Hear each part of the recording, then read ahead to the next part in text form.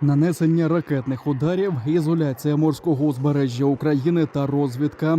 Цим займається корабельне угрупування рашистів у Чорному та Азовському морях, повідомив речник Міністерства оборони України Олександр Мотузяник.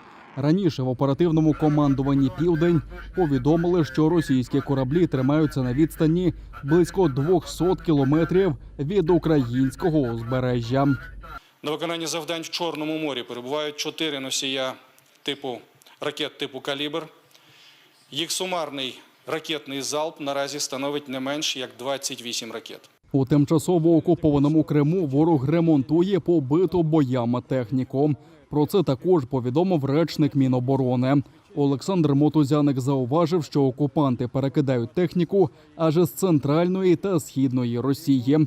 А поруч із бойовими підрозділами ворога відзначається рух підрозділів матеріального забезпечення. І для швидкого повернення в стрій пошкодженого в боях озброєння та військової техніки на тимчасово окупованій території Криму противник розгорнув логістичний центр та польовий район її ремонту і відновлення. За даними нашої розвідки, на теперішній час там триває ремонт понад 70 одиниць бронетехніки і артилерійських систем.